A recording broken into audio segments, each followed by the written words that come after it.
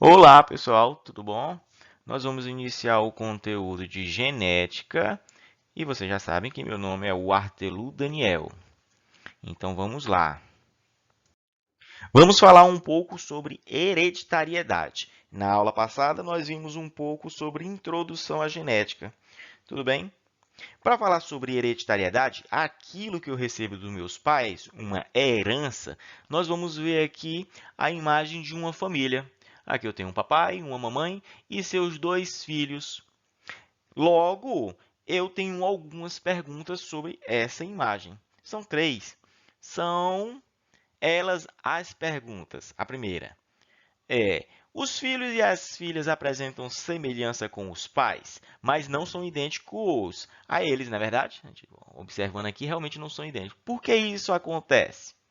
Eu respondo: isso acontece pois eles são resultado de uma mistura genética. Eles quem? Os filhos. É uma mistura genética do pai e da mãe. A filha parece um pouco com o pai, mas também tem alguns traços da mãe. Tudo bem? Assim como esse rapazinho aqui. Outra pergunta que me vem quando eu olho para essa imagem é: você imagina qual estrutura celular armazena as informações hereditárias? Eu pergunto, eu respondo. Essa estrutura celular é o núcleo celular. E a terceira pergunta é: as células do corpo humano não participam da reprodução, que não participam da reprodução, são chamadas de células somáticas. Beleza. Você sabe qual é o nome das células que participam da reprodução? Como são essas células? Eu respondo: essas células são chamadas de células reprodutoras ou germinativas, e elas são caracterizadas principalmente por conter metade do material genético, que está diretamente relacionado com a reprodução. Falando agora sobre células somáticas e germinativas, ou células reprodutoras, que é o outro nome das células germinativas, nós vamos ver que as células somáticas elas estão diretamente relacionadas com qualquer célula do corpo. Soma, corpo. Qualquer célula do corpo humano é uma célula somática. As únicas células que não são consideradas somáticas são aquelas relacionadas com a reprodução, ou seja, os gametas masculino e feminino. Gameta masculino, espermatozoides. Gameta feminino, o ovócito. Ovócito, tá certo? Essas células vão se unir e formar o zigoto, que posteriormente vai se desenvolver em um ser vivo. Nós podemos analisar através dessa imagem aqui. Na imagem, a gente apresenta as células somáticas e germinativas, tá certo? As células somáticas estão abaixo, são elas as células do tecido conjuntivo, tecido ósseo, tecido da pele, do músculo, tecido nervoso, células da glândula, as células do sangue, ou seja, a hemácia, e as células da defesa do organismo, células, aqui temos um glóbulo branco. E acima no canto esquerdo da imagem, nós temos as duas células germinativas, o espermatozoide, célula masculina, e o óvulo, célula feminina, com apenas metade do material genético. Olhando para cima nas células germinativas, nós vemos que elas apresentam apenas 23 cromossomos. 23 cromossomos. Já as células somáticas apresentam 46, quer dizer, apresentam uma quantidade de cromossomos completa. Agora nós vamos ver um pequeno vídeo sobre os cromossomos. Tudo bem? O cromossomo é uma cadeia inteira de DNA unida com um grupo de proteínas estabilizadoras. Você já deve ter visto imagens que mostram o DNA dentro de um cromossomo, como este aqui. Mas não é assim que os cromossomos armazenam o DNA. Se você enrolasse um cromossomo, você veria que é feito de um fio como se fosse um novelo de lã. Olhando mais de perto, você verá que aquela fibra é um aglomerado de proteínas redondas, chamadas histonas, que são enroladas com uma estrutura de corda. Visualizando mais de perto essa corda, você descobrirá que esta é a cadeia de DNA. É extremamente comprida, tem milhões de nucleotídeos de comprimento e normalmente contém centenas de genes ao longo do seu comprimento. Nesta imagem, nós estamos olhando para um cromossomo em sua forma condensada de novelo. Mas os cromossomos só são enrolados assim quando uma célula está se reproduzindo. Esta estrutura ajuda com a durabilidade quando a célula se divide em duas. Mas durante a maior parte do tempo, os cromossomos ficam em um formato solto, parecido com um miojo, junto com outros cromossomos, protegidos dentro do núcleo. Aqui está a imagem de um conjunto inteiro de cromossomos humanos. Coleção completa de genes que fazem você ser o que é, está escrito ao longo de 23 pares de cromossomos, totalizando 46. Um membro de cada par dos seus cromossomos veio da sua mãe e o outro veio do seu pai. Se você ampliasse o código genético, você encontraria sutis diferenças entre eles. Estes são os resultados de mutações. Muitas dessas mutações ocorreram há muito tempo atrás e passam de pais para filhos por muitas gerações. Estas mutações ocorreram no espermatozoide ou no óvulo que se fundiram para fazer você, ou aconteceram no início do seu desenvolvimento, permanecendo em todas ou na maioria das células conforme você cresceu. Estas mutações únicas representam informações genéticas novas, sequências de DNA que podem nunca ter sido vistas antes na história. Então, para resumir, o que é exatamente um cromossomo? Um cromossomo é uma cadeia inteira de DNA, junto com um grupo de proteínas estabilizadoras. Humanos tipicamente possuem 23 pares de cromossomos em cada uma de suas células, isso é, 46 no total. Em seu corpo, um membro de cada par veio do seu pai e outro da sua mãe. Na maior parte do tempo, os cromossomos existem em uma estrutura solta em forma de miojo. Cromossomos são copiados e então condensados como novelos de lã para durabilidade quando as células se preparam para reproduzir ao se dividir em duas. Então, depois de assistir o vídeo, fica fácil entender a estrutura do material genético. Nós vimos que na célula, dentro do núcleo, eu tenho a informação genética. A informação genética que eu posso repassar para meus filhos e que foi uma herança dos meus pais, tá certo? Em uma determinada fase da divisão celular, essa informação genética ela se condensa em novela e se transforma em um cromossomo, igual a esse que nós vemos na imagem.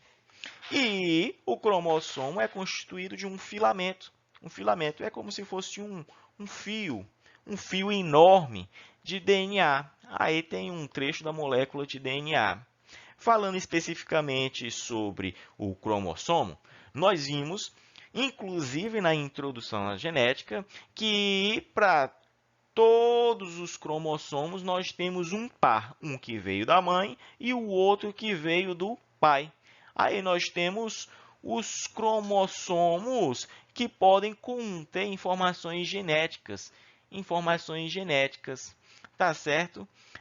Essa partezinha onde tem o azão, quer dizer que eu tenho um gene que ele é responsável por uma característica e esses dois genes que eu recebi do meu pai e da minha mãe, eles são homozigotos, porque eles são iguais, tá certo? Homozigoto. Abaixo, na listrinha verde, nós temos outro loco gênico com dois alelos iguais, só que aí é o Bzinho. Apesar de ser uma letra diferente, eles também são homozigotos. Homozigotos porque eles são iguais. Cada um desses locos gênicos, eles vão caracterizar uma característica no ser vivo, seja a altura, a cor dos olhos, a cor da pele e por aí vai. Então, nós temos a diferença entre genótipo e fenótipo. O que seria o fenótipo? O fenótipo da moça aí, tá vendo a mocinha? É o cabelo louro. O genótipo pode ser atribuído uma letra ou um número, igual esse Azinho, esse Bzinho, tá certo? Genótipo 2. Esse daí foi um genótipo qualquer. Outro exemplo é o desse rapaz aí. Qual o fenótipo dele? O fenótipo que a gente quer caracterizar. Ele tem um cabelo castanho. O genótipo dele é aquilo que está armazenado no cromossomo, lá no loco gênico, tá certo?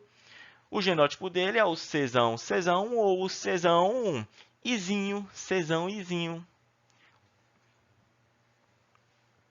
Ou, desculpa, Czão Izão.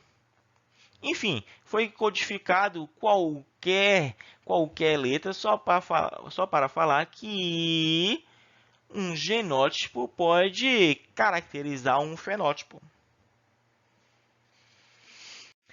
Agora, analisando especificamente a estrutura do DNA, nós podemos notar que ele tem esse formato aí. Observando de forma bem simples, nós vemos que ele parece uma escada, né? Uma escada giratória. Aí ele é constituído basicamente de tijolos. Esses tijolos nós chamamos de nucleotídeos, e são só quatro. Todo o nosso DNA é formado basicamente por esses quatro nucleotídeos, tá certo? Mas quais são as características do DNA? O DNA ele é chamado de ácido desoxirribonucleico. Enfim, DNA vem do inglês, que é esse mesmo nome aí, tá certo? Outra característica do DNA é que ele é em dupla hélice. Observando a figura do lado, você pode ver que ele tem dois filamentos que estão unidos entre si e tem um formato que lembra uma hélice. Outra característica é que o DNA é um polímero formado por nucleotídeos. Os nucleotídeos são o A, T, C, G. E o polímero é um aglomerado de moléculas iguais no sentido de serem as mesmas aí. A, T, C, G, tá certo? Outra característica é que os conjuntos de nucleotídeos podem formar genes. Se eu tiver uma cadeia de 300 nucleotídeos, eles podem formar um gene, e um gene indica uma característica fenotípica ou fisiológica, qualquer que seja. Por exemplo, a cor dos olhos. Esse gene, é só um exemplo, esse gene de 300 nucleotídeos pode caracterizar a cor de um olho, seja verde, azul, castanho ou negro, tá certo? Vamos falar agora um pouco sobre divisão celular, que está diretamente relacionado com o conteúdo de genética. Processo de divisão celular. A divisão celular é um processo em que as células usam para se dividirem e aumentar o seu número. Uma célula mãe vai dar origem a duas células filhas, igualzinho a essa imagem da foto. Eu tenho uma e vai se transformar em duas. Mas para que serve? A divisão celular tem como função principal a reparação de tecidos celulares, caso você se corte, né? Também no seu crescimento, ou até mesmo na continuação das espécies, como ocorre em algumas bactérias, que elas são unicelulares e outras pluricelulares. Falando sobre crescimento, aí nós temos a imagem de um rapazinho que está em crescimento. A divisão celular, o processo de divisão celular, existem dois tipos básicos. Eles são chamados de mitose e meiose. Para a gente saber um pouco mais sobre esses processos, vamos assistir o vídeo a seguir. O objetivo da mitose é criar duas células geneticamente iguais. As células têm que duplicar seu material genético. Essas cópias irão se separar e formar duas novas células. Já o objetivo da meiose é produzir 4 células diferentes, com metade do número de cromossomos. A meiose inicia-se da mesma forma que a mitose. Uma célula tem que duplicar seus cromossomos. Após isso, o processo será diferente. Durante a prófase, o par homólogo irá trocar pedaços de cromossomos para poder criar variações genéticas. Os pares homólogos se dividirão na primeira divisão, mas na segunda divisão, as cromátides se separam, resultando em cromossomos individuais. Este processo resulta em 4 células totalmente diferentes, com metade do número normal de cromossomos. Células com metade do número de cromossomos têm uma função muito importante para a continuidade da procriação. Para que o esperma do pai e o óvulo da mãe gerem um bebê normal, cada um deles tem que contribuir com a metade dos cromossomos. O espermatozoide e o óvulo são haploides, o que significa que eles têm metade da quantidade normal de cromossomos. Células haploides são representados pela letra N. No caso dos humanos, o espermatozoide tem 23 cromossomos, e o óvulo também contém 23. Quando eles se juntam, criamos um zigoto com 46 cromossomos, ou seja, 2N, ou diploide. Diferentes animais e plantas terão suas células diploides com quantidades diferentes de cromossomos. A mosca da fruta tem 8 cromossomos. Um caracol tem 24. Um galo tem 78. Uma borboleta tem 380. A língua de cobra, como é conhecida, possui o maior número de cromossomos totais conhecidos, com 1260 cromossomos. As células somáticas, que são diploides, são todas as células do seu corpo, exceto as células sexuais, ou seja, o óvulo e o espermatozoide, que são células haploides. Então, acabou.